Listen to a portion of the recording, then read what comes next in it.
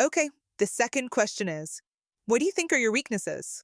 This is actually a very tricky question, and in this video, we're going to talk about some example answer, why it works well, and what you should avoid saying. Here's a good answer. One area I'm actively working on is managing time effectively during code reviews.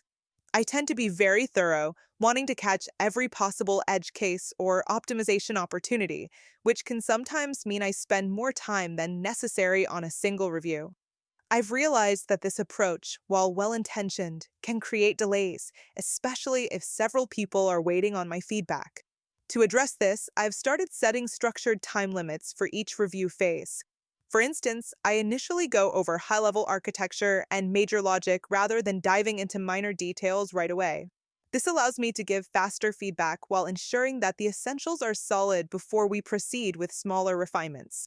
I've also asked for feedback from my team, which has been really helpful in understanding how my comments are received and identifying which areas are most helpful to focus on.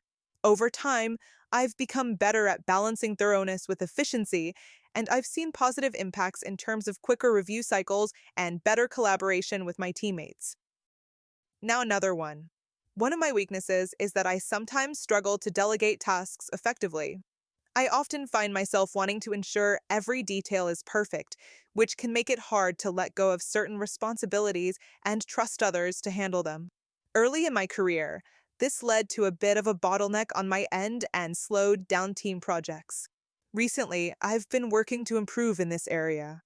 I've learned to identify tasks that can be handed off and to clearly outline expectations and deadlines. For example, on a recent project, I created detailed documentation and offered regular check ins instead of trying to manage everything myself. Not only did this help me manage my workload better, but it also gave my teammates a chance to grow. I'm still working on building this habit, but I've seen positive results in both my productivity and team dynamics. Why this works? It should work well because 1. Acknowledges a real weakness. It highlights a genuine area for improvement. 2. Shows self awareness. By recognizing how the behavior affects others, it demonstrates emotional intelligence and understanding of teamwork. 3. Highlights proactive steps. The answer explains steps taken to improve, which shows a growth oriented mindset. 4. Ends on a positive note. By reflecting on the improvement and the impact of these adjustments, it leaves the interviewer with a sense of optimism and adaptability. What you should avoid saying. 1. Avoid weaknesses that are actually strengths in disguise. Statements like, I'm a perfectionist or I care too much about my work might come across as insincere or evasive. Interviewers see through these humble brag answers and may think you're avoiding genuine self reflection. 2. Don't mention critical skills for the role. Avoid mentioning weaknesses directly related to core competencies needed for the job.